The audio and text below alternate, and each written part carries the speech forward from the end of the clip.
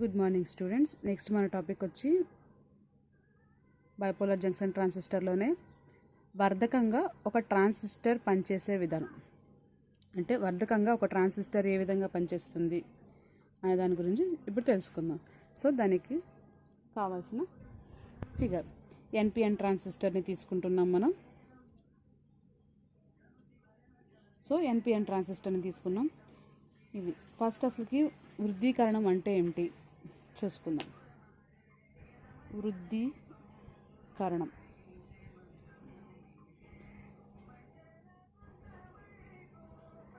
ఏమంటామంటే, వృద్ధీకరణం అంటే బలహీనమైన సంకేతమును బలమైన సంకేతముగా మార్చే ప్రక్రియను వృద్ధీకరణం అంటారన్నమాట. బలహీనమైన సంకేతమును బలమైన సంకేతంగా మార్చే ప్రక్రియను వృద్ధీకరణంగా చెప్తాం.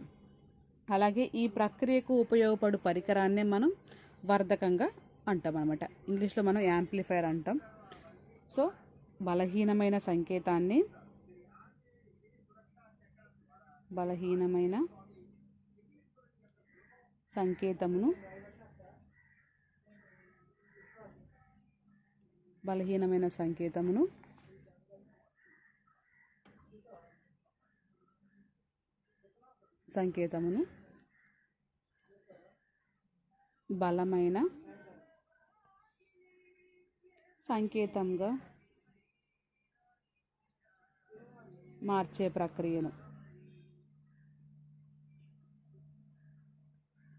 మార్చే ప్రక్రియను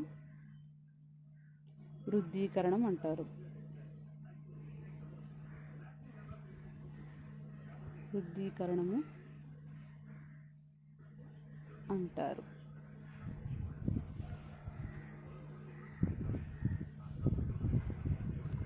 ఈ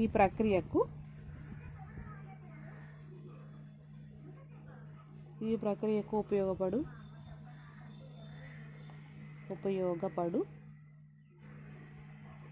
పరికరాన్ని వర్ధకము అంటారు.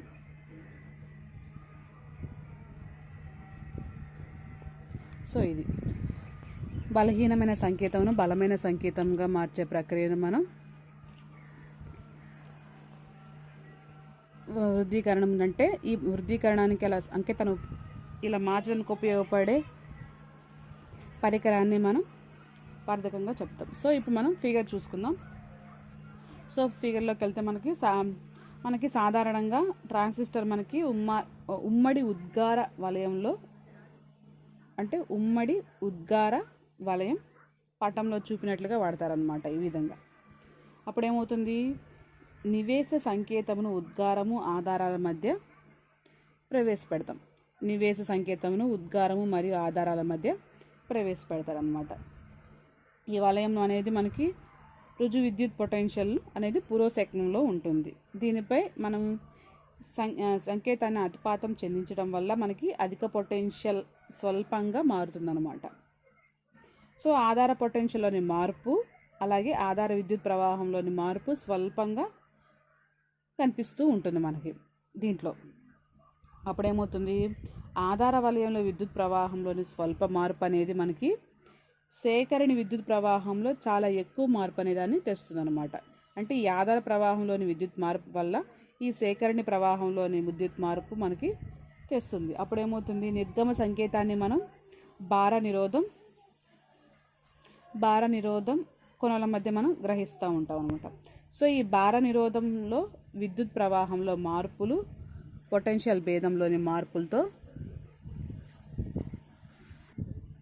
సో ఈ భార నిరోధంలోని మార్పులు అంటే భార నిరోధంలో విద్యుత్ ప్రవాహంలోని మార్పులు పొటెన్షియల్ భేదంలోని మార్పులను తెస్తుంది కదా. సో ఈ విధంగా మనకి ఏమవుతుంది, బలహీనమైన సంకేతాలను బలమైన సంకేతాలుగా అది మార్పు అనేది చెందుతుంది అన్నమాట.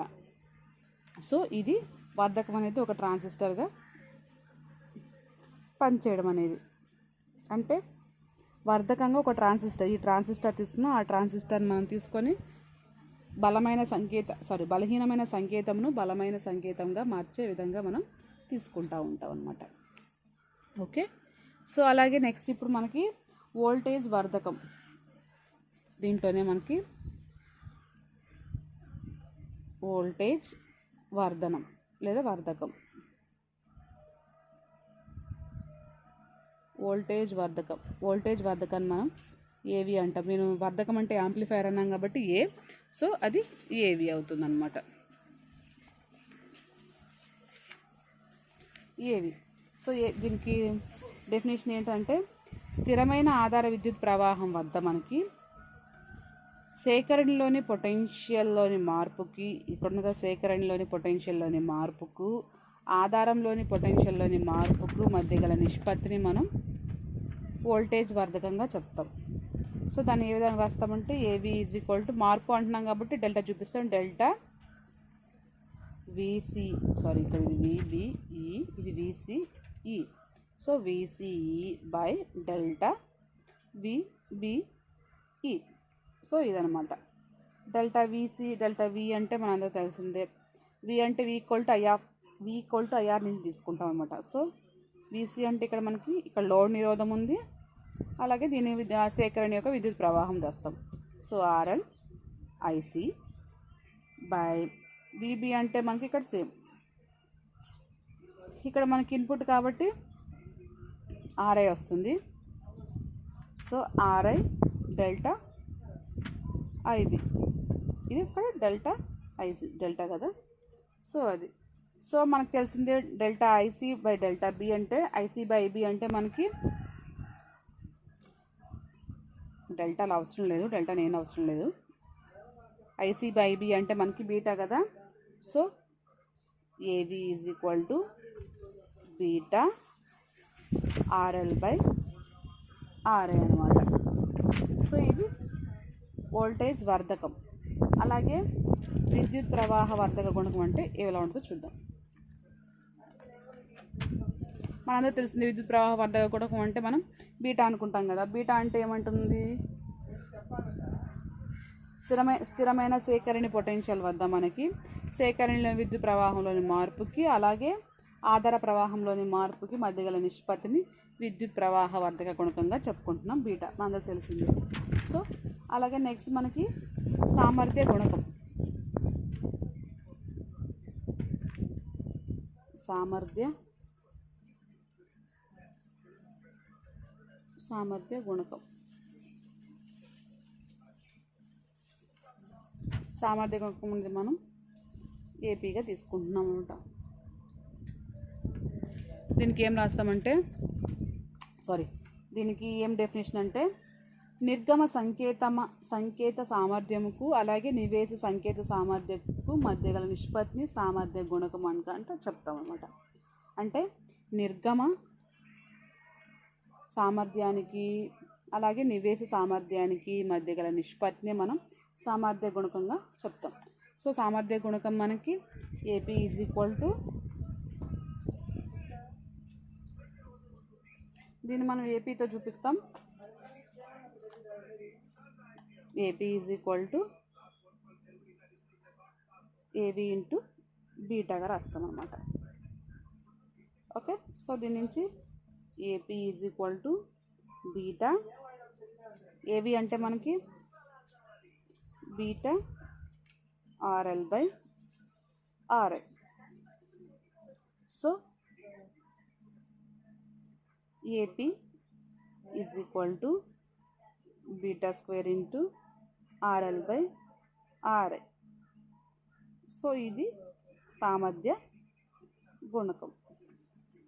సో ఇది మన వోల్టేజ్ అనేది వర్ధకం అనేది ఒక ట్రాన్సిస్టర్గా పనిచేసే విధానం, అలాగే దాంట్లో వోల్టేజ్ వర్ధక గుణకం, సామర్థ్య గుణకం అనమాట. ఇది మనకి మోస్ట్ ఇంపార్టెంట్ 4 మార్క్స్కి ఇస్తాడు.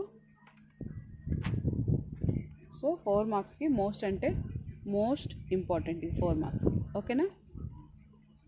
నెక్స్ట్ అలాగే మనకి ఇప్పుడు ఆర్సి యుగ్మతా వర్ధకం చూద్దాం.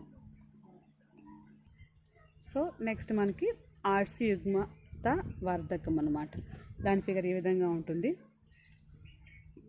దీనిలో మనకి ఈ ఆర్సి యుగ్మత వర్ధకంలో ఒకే విధంగా ఉన్న 2 ఎన్పిఎన్ ట్రాన్సిస్టర్స్ని యూజ్ చేస్తాం అన్నమాట. ఎన్పిఎన్ ట్రాన్సిస్టర్ని యూజ్ చేస్తాం. దీంట్లో ఒక విసిసిఈ అంటే ఇది ఒక VCC సామర్థ్య జనకం మనం పటంలో చూపిన విధంగా ఈ విధంగా మనం అనుసంధానం చేసి ఉంచుతాం అన్నమాట. ఒక VCCని ఇలా చూపించిన విధంగా అనుసంధానం చేయబడి ఉంటుంది. దీంట్లో మనకి R1 R2 అలాగే RE అనేవి నిరోధాలు అన్నమాట. ఈ నిరోధాలు అనేవి మనకి బయాసింగ్కి అలాగే సిద్ధీకరణకు వలయాన్ని ఏర్పరుస్తాయి అన్నమాట. R1 R2 అలాగే RE అనేవి మనకి బయాసింగ్కి అలాగే స్థిరీకరణ వలయాన్ని ఏర్పరుస్తాయి అన్నమాట. అయితే ఉద్గారం అనేది ఇక్కడ ఉన్న ఉద్గారం అనేది బైపాస్ కెపాసిటర్ CE సంకేతానికి తక్కువ నిరోధాన్ని ఏర్పాటు చేస్తుంది అన్నమాట. అంటే దీని ఇక్కడ మనం నిరోధానికి ఇక్కడ కెపాసిటర్ని కనెక్ట్ చేసాం కదా, ఇది కెపాసిటర్ సింబల్ ఈ విధంగా ఉంటుంది. నిరోధం అంటే చెప్పాను, ఇది కెపాసిటర్ అనమాట. కెపాసిటర్ సింబల్ ఇలా 2 గీతలు కలిసి దాన్ని కెపాసిటర్గా చెప్తాం. సో అంటే ఉద్గారానికి బైపాసింగ్ కెపాసిటర్ అనేది సంకేతాన్ని తక్కువ నిరోధాన్ని ఏర్పాటు చేస్తుంది అనమాట. సో అప్పుడు ఏమవుతుంది, ఈ లోడ్ నిరోధం అనేది అంటే RL అనేది భారం యొక్క ఇంపిడెన్స్గా పనిచేస్తుంది అనమాట. సో ఇది ఇక్కడ Cin కెపాసిటర్ అనేది సంకేతం యొక్క వోల్టేజ్ని అలాగే ట్రాన్సిస్టర్ యొక్క ఆధారానికి అనుసంధానం చేస్తారన్నమాట. అంటే Cin కెపాసిటర్ని సంకేతానికి అలాగే ట్రాన్సిస్టర్ యొక్క ఆధారానికి అనుసంధానం చేస్తుంటుంది అనమాట. అలాగే కప్లింగ్ కెపాసిటర్ C ద్వారా, అంటే ఇక్కడ కప్లింగ్ కెపాసిటర్ C ద్వారా మొదటి అంచె నిర్గమనానికి రెండవ అంచె నివేశానికి అనుసంధానం చేస్తారనమాట. అంటే మొదటి స్టేజ్లో ఈ ఫస్ట్ స్టేజ్లో దీని అవుట్పుట్ నుంచి అలాగే రెండో స్టేజ్లో ఉన్న దీని ఇన్పుట్కి మనం కనెక్ట్ చేసి ఉంచుతాం అన్నమాట. సో ఈ క్రమంలో మనకేమవుతుందంటే కెపాసిటర్ అనేది AC అంశాలను పంపిస్తూ DC అంశాలను మనకి వస్తుందన్నమాట. కెపాసిటర్ అనేది AC తీసుకొని DCగా ఇన్పుట్ మనకి అవుట్పుట్ అనేది మనకి ఇస్తుందన్నమాట. సో అప్పుడు ఏమవుతుంది, AC సిగ్నల్ అనేది మొదటి ట్రాన్సిస్టర్ ఆధారంగా అనువర్తింపజేస్తారనమాట. ఇప్పుడు అనువర్తింపజేసినప్పుడు ఇక్కడ ఉన్న లోడ్ నిరోధం చెరల మధ్య వృద్ధీకరణం చెంది ఏర్పడుతుంది అనమాట. సో ఇది కెపాసిటర్ C ద్వారా తర్వాత అంచుకు అందించబడి ఉంటుందన్నమాట. అప్పుడు ఆ అంచెలో సిగ్నల్ మరికొద్ద వృద్ధీకరణం చెందబడి ఉంటుందన్నమాట. ఈ విధంగా ప్రతి సిగ్నల్ మనం వృద్ధి చెందించడం వల్ల నిర్గమంలో మనకి కావాల్సిన సిగ్నల్ అనేది ఏర్పడుతుంది. ఓకే, సో ఇది మన RC యుగ్మత వర్ధకం. ఓకే, నెక్స్ట్ అలాగే ఈ RC యుగ్మత యొక్క ఫ్రీక్వెన్సీ రెస్పాండ్ కర్వ్ చూద్దాం మనం. నెక్స్ట్ అలాగే frequency respond curve and band width అనమాట. సో దాని ఫ్రీక్వెన్సీ రెస్పాండ్ కర్వ్ అనేది ఈ విధంగా ఉంటుంది. ఓకే, దీంట్లో మనకి RC యుగ్మత డోలకం యొక్క ఫ్రీక్వెన్సీ రెస్పాండ్ కర్వ్ అనమాట. అయితే దీంట్లో మనకి RC యుగ్మిత వర్ధకం యొక్క విశ్లేషణ ప్రకారం మనకి వృద్ధీకరణం అనేది తక్కువ పౌనఃపున్యాలకి అలాగే ఎక్కువ పౌనఃపున్యాలకి అలాగే అంటే ఇలా తక్కువ పౌనఃపున్యం అంటే లో ఫ్రీక్వెన్సీ రేంజ్కి అలాగే ఎక్కువ పౌనఃపున్యం హై ఫ్రీక్వెన్సీ రేంజ్కి పౌనఃపున్యాలతో పాటు తగ్గుతూ వస్తుందన్నమాట. అంటే మనకి ఎలా ఉంది ఇక్కడ చూడండి, కర్వ్ చూస్తే మనకి ఫస్ట్ పెరిగి ఒక సర్టైన్ పాయింట్, ఆ పాయింట్ మనం 1 అనమాట. సో ఆ సర్టైన్ పాయింట్ దగ్గర స్ట్రైట్గా వెళ్ళిపోయి మళ్ళీ దిగుతుంది అనమాట. సో ఇక్కడి నుంచి ఇక్కడికి ఉండేదాన్ని మనం బ్యాండ్ విడ్త్గా చెప్పుకుంటున్నాం. సో అది బ్యాండ్ విడ్త్ అనమాట. అలాగే ఫ్రీక్వెన్సీ అంటే పౌనఃపున్యాలు మనం F1 F2గా తీసుకుంటున్నాం.